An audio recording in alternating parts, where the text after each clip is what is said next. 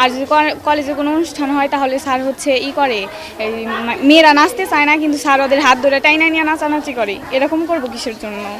বাথরুমে গিয়ে টিকটক করে, তারপরে মোবাইলে কথা বলে, এরকম করে শরীরে হাত দিয়ে বলে এটা কি মানে পরশ এত ব্যথা পাইলাম কিসের জন্য থাপ্পড় দিয়া। 100% মিথ্যা এবং উদ্দেশ্য প্রণোদিত। তার একটা মেয়ে আছে, 4 বার করে ডিগ্রি ফেল করছে, সেই ধূসা মারে দেয়, আসলে পাশ করতে পারে না তার মেয়ে সহ।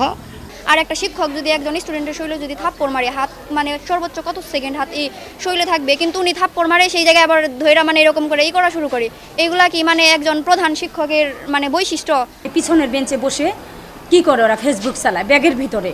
এমন দিনও আছে ধুমচাকাতের ভিতরে সে একটা চেয়ার নিয়ে বসে রয়েছে, আর দুই পাশে দুটো গরু ছাগল আছে।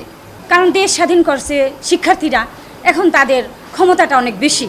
ওদের গায়ে হাত তুলে আবার হচ্ছে কল দিয়ে ঠেট দেয়, আর মানে এটা অন্যায় করতেছে না, আমাদের সাথে তো অন্যায় হচ্ছে, এটার আমরা বিচার চাই। এই 8-10 জন ছাত্রী আমার বিরুদ্ধে অভিযোগ সম্পূর্ণ উদ্দেশ্য প্রণোদিত।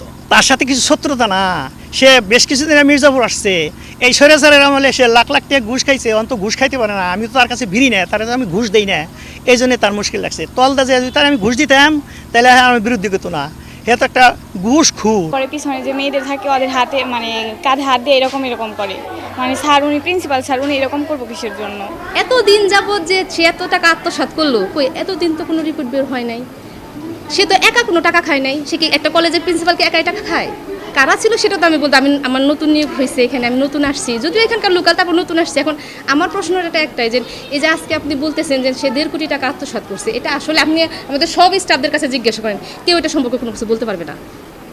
এখন আমি তো বলতেই পারি যে প্রিন্সিপাল স্যার 1.5 কোটি টাকা কেন 5 কোটি টাকা আত্মসাৎ করছে 27 বছরে।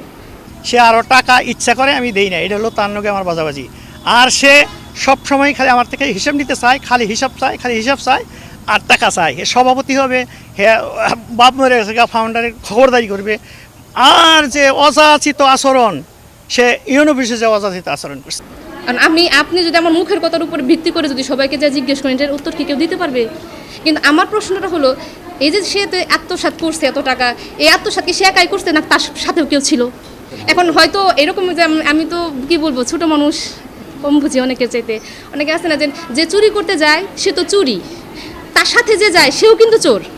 এখন কেউ মেন চোরকে এখানে কিন্তু সহকারী চোরকে কিন্তু কেউ ফেরত পাঠায় না, যে না তুমি চলে যাও, চোর তো আমরা পাইছি। যেহেতু আমি জানি না, সেহেতু আমি বলবো না যে হ্যাঁ সে 1.5 কোটি টাকা কেন 5 কোটি টাকা খাইছে। কিন্তু আত্মসাতের কথা যদি উঠেই থাকে, তাহলে তার সাথে যারা আছে সে তো একা খায় নাই, তার সাথে যারা আছে তাদেরকে নিয়ে সবাইকে নিয়ে এটা পর্যালোচনা করা উচিত। এখন আমি শুধু মুখ দিয়ে বললাম, সকালবেলা শুনলাম, আর আমি সেটাতে বলবো যে হ্যাঁ সে তো 1.5 কোটি টাকা না 5 কোটি টাকা খেয়ে ফেলছে, এটা তো হলো না কিছু, যেহেতু আমি জানি না। তার সাথে যারা ওবায়দুল কাদের ছিল, আরও যারা এমপি মন্ত্রী ছিল, তারা কি খায় নাই? খাইছে তো। তাহলে এটা তাদের কাছে জিজ্ঞেস করেন, যারা কমিটিতে ছিল, যারা সেই প্রথম থেকে প্রিন্সিপাল স্যারের সাথে ছিল,